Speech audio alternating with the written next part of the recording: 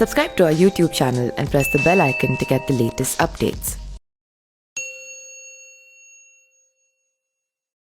नमस्कार, मैं पिंटू सिंह यादव आप सभी का स्वागत करते हैं न्यूज़ लाइव में। दोस्तों, जैसे कि आपको पता है कि जब योगी आदित्यनाथ की सरकार 2017 में पहली बार बनी थी, उसके बाद योगी सरकार में योगी बाबा का बुलडोजर काफ़ी ज़्यादा सुर्खियों में रहा। हालांकि कानून व्यवस्था को लेकर जिस तरीके से अवैध संपत्तियों पर जो अपना पूरा का पूरा ठिकरा जमाए हुए थे, उसको लेकर मुख्तार अंसारी से लेकर अतीक अहमद से लेकर तमाम लोगों पर बड़ी बड़ी कार्रवाई की गई और योगी आदित्यनाथ दूसरा चुनाव जो है बाबा के बुलडोजर को हवा देते हुए रुक किया और इस चुनाव में भी उन्होंने जीत दर्ज की।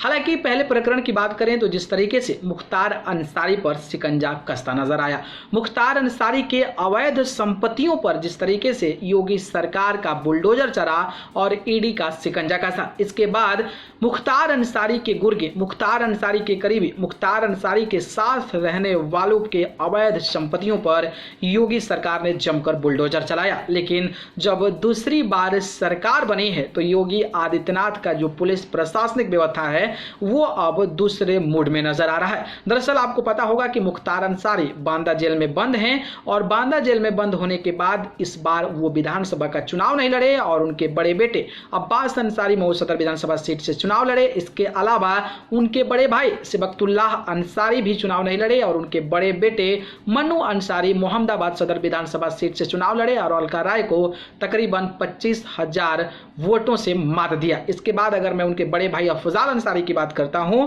तो अफजाल अंसारी गाजीपुर के सांसद है बहुजन समाज पार्टी के। लेकिन अब जो है योगी आदित्यनाथ का जो प्रशासन है वो अब उनके परिवार पर टूट गया है। मुख्तार अंसारी ऑलरेडी जेल में बंद हैं, लेकिन अब अलग अलग कंपनियों को ब्यूरो को मामले को लेकर ईडी ने 2 लोगों को तलब किया है, जिसमें अफजाल अंसारी का भी नाम शुमार है और उनके बड़े भाई शिवकतुल्लाह अंसारी का, और दोनों लोग ईडी के खत्ते चढ़ गए हैं और ईडी ने इन दोनों से अपनी संपत्तियों के बारे में पूछताछ किया है। मतलब आप अंदाजा लगा सकते हैं कि किस तरीके से पुलिस प्रशासन और योगी सरकार एक परिवार के लोगों को दबाने की कोशिश कर रही है और इस तरीके के रवैये अपनाकर लोगों को हतोत्साहित और दबाने का प्रयास कर रही है। हालांकि ऐसा आरोप उनके समर्थकों के द्वारा लगाया जा रहा है, लेकिन सच्चाई क्या है ये ईडी अब जब जांच करेगी तो पता चल पाएगा। आगे की जैसे ही अपडेट आएगा सबसे पहले मैं आप सभी को देता रहूंगा, इसलिए हमारे चैनल न्यूज़ लाइव को सब्सक्राइब कर जरूर जुड़ जाइएगा। धन्यवाद।